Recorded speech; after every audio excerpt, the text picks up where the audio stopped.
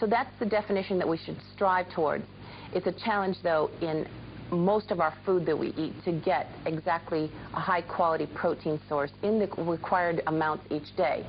That's probably why athletes many times overeat protein, because they're trying to get the high-quality protein. But when you do that, again, you consume too much fat and cholesterol. So, again, 30 minutes before exercise, our goal is to provide the carbohydrate. Now, I encourage us to use our shake, our Formula One or our shake. What we do is we mix 2 scoops in some sort of juice. And the juice, either vegetable juice or fruit juice, again, pure carbohydrate, assists the carbohydrate that's in our shake in fueling up the body. That carbohydrate is going to go in, be easily, quickly digest, and stored in the muscles if it's pre-exercise. The second exercise begins, that easily absorbed carbohydrate will be ready for fuel to provide energy for the body. As the athlete is going through their event or their training day, don't forget, it's very important on the training day as well, we need to think about hydration. That should be the main concern when an athlete or an active person, such as a non-professional athlete, you're out playing tennis, you're playing golf, or you're jogging around the block. We always must remember to hydrate. Now, some sporting events have fuel stops or hydration stops throughout the event, such as marathon. And those hydration stops are placed about every 15 minutes in that race. And triathlons and bicycle races are very common to have these types of hydration stops too. The big reason we should hydrate is hydration obviously assists in cooling our body. We evaporate, we sweat. If we don't have enough fluid in our body, we can overheat. Additionally, it's very important to have enough fluid in our body to keep our blood at a perfect level. If we become dehydrated, our blood becomes very viscous or thick, and it's harder to pump through the body. It can lead to headaches. Dehydration is in severe amounts can lead to headaches and actually cause people to pass out. And in a severe state of dehydration, death can occur. Now, that's really morbid. We don't have to do that. With our products, we can mix flavor into fluid. A lot of athletes go, I hate drinking just plain water. Okay, we have plenty of products to add flavor. What I encourage, especially pre-exercise or pre-competition, is to mix an aloe. Of course, a lot of places in the world we have a concentrated aloe, and some of the versions of concentrated aloe have a slight amount of glucose in them. And glucose, of course, is simple sugar, meaning carbohydrate, instant fuel. So if you have your water bottle, your fluid bottle, you mix in your water, your aloe, you get a little bit of glucose. Your aloe, of course, is in there to help soothe and calm the digestive tract. Very important, especially on the day of competition. A lot of athletes have a nervous stomach, and the aloe certainly can assist in calming you down, especially the digestive tract.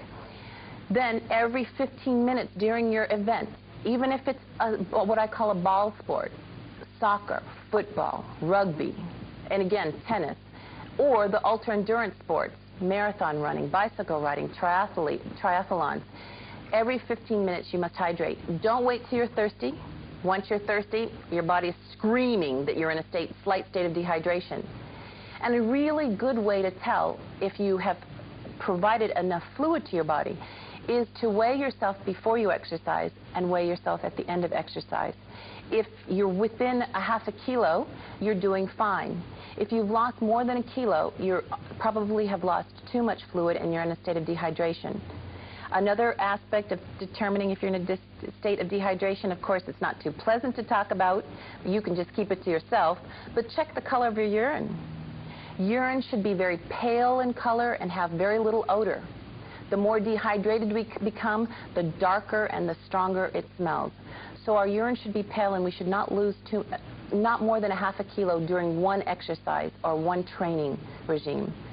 So before exercise, we fuel up with carbohydrates. Again, you mix your shake, all 2 scoops in fruit juice or vegetable juice. During the event, we hydrate. You can mix some aloe in there to help soothe and calm your digestive tract. People always ask, well, what about NRG or thermal beverage, thermo tea? Certainly, you can mix some of those in there if you like to give it some flavor, additional flavor, as well as some people like the energizing effect of the NRG and the thermal beverage. One caution I say on NRG and thermal beverage is if you're an elite athlete subject to drug testing or anti-doping regulations, just beware, caffeine is allowed in moderate amounts, certainly. Moderate amounts you are fine, but in excess amounts it is considered a drug and it's banned. So be very comfortable in using either NRG or our thermo beverage, our thermo tea, in the amounts recommended on the bottle. But if you start thinking, well, a little is good, a lot is better, and it gives me so much energy that I'm going to put a whole bottle in my water bottle, that's too much. Don't risk popping positive or, you know, having a positive caffeine amount, too much caffeine, just because you like the energizing effect. You've worked really hard and trained really hard to get to this competition. Make sure that, you know, you're not going to be disqualified because you have too much caffeine. Again, using what's recommended on the bottle, no problem.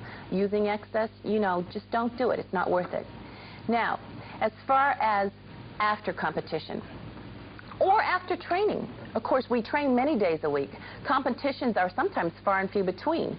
So we must treat training days as serious as we do competition days, as far as providing fuel for our body and assisting it in repairing itself. However, when a competition ends, what do many of us athletes do? Or the day of training ends, what do? We might sit down and stretch, hopefully, right? That's a good one. But we might be taking our shoes off. We might be socializing and talking to our fellow athletes, because they're friends, most of them. We might go into the locker room and shower and get into the car and drive home, get into the bus and go home. So there is a window of opportunity to assist our body in refueling itself. Again, the fuel storage tanks are mostly our muscles. That's where we store fuel. And again, the fuel I'm talking about is that instant carbohydrate. The first 30 minutes post-exercise is the time that our muscles are most receptive to restoring maximum amounts of muscle glycogen. Again, that's just carbohydrates that you've eaten in that are converted and are put into the muscle as quick, instant fuel. Again, muscle glycogen. That first 30 minutes many times is wasted because we as athletes forget that it's important. Many of us didn't even know, or we don't know that it's important to refuel during this time. Or we're too busy congratulating our fellow athletes when they cross the finish line, or we're screaming and jumping because we won some tournament, or it's just a training day and we go into the locker room and shower. So the best thing we can do is, if it's a training day, bring an Herbalife shaker or an Herbalife cup mixed with shake, 2 scoops of Formula 1 mixed in fruit juice or vegetable juice. Have it sitting there, mix it up quickly, and drink it as you're socializing. 1, make sure the Herbalife label is showing so that when people ask you what you're drinking, you can say, of course, it's Herbalife. But 2, you are providing your body with instant fuel, again, to restore in those fuel tanks.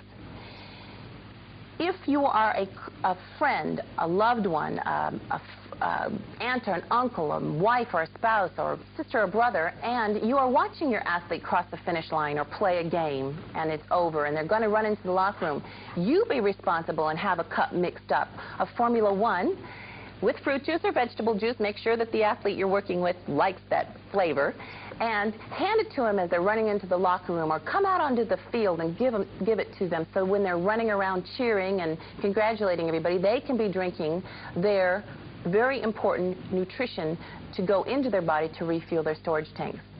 Now, if for some reason you do miss this 30-minute opportunity, the muscles are still receptive to restoring fuel, but they're not quite as hungry and they don't store as much fuel as they would if you gave them food, especially high carbohydrates, in that 30-minute window or that 30 minutes post-exercise. All right? Now, what about starting the repairing process?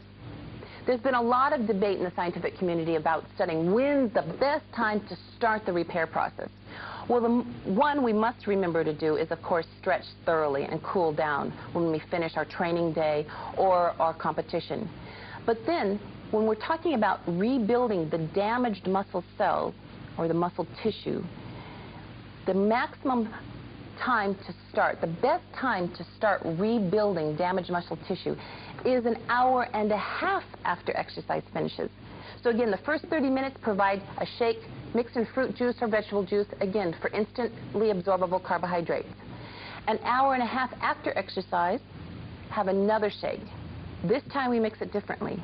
This time we mix it in some sort of